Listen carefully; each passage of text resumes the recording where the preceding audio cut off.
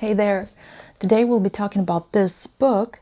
It's called Tideland and it's written by Mitch, Cullin. It's narrated in the first person by July Rose, an 11-year-old girl who has been forced to live a life that no child or adult would wish for, unfortunately.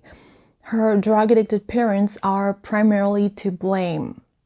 And her life becomes even more dysfunctional when her father takes her to the house that he inherited in the middle of nowhere, where July's Rose becomes even more invisible and thus deprived of the chance to be noticed, saved, or seen simply.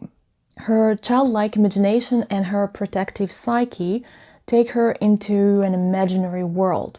However, July's Rose becomes a witness to so many scenes and events not intended for children's eyes or ears.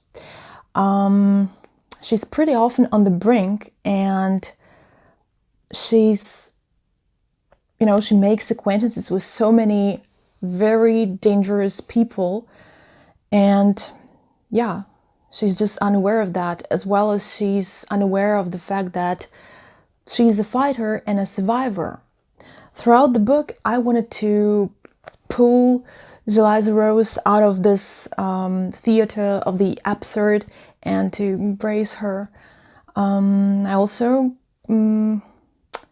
prefer to think that this book is a diary that is written by an adult, July Rose, who's now surrounded by loving and caring people, or maybe she lives by herself, alone, but in a really nice and safe place.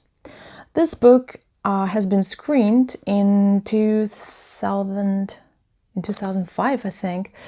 And I think that the screen version is as close as it's possible to what was written. The only difference for me is the main character herself. In the book, she is the representation of this contrasting light, this antithesis to everything dark and disturbing around her. And in the movie, she's more wild and brave and aware. And it's not bad at all. I just perceived it differently. And that movie reminded me of another Land movie, Incident in a Ghost Land. It's also about this protective reaction of the psyche that helps people to go through the personal hell, so to say. And the main characters there are older and their reality is even darker.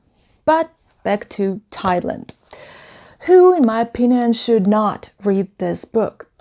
If you are afraid of the truth, that can be uncomfortable, ugly, or continue, please.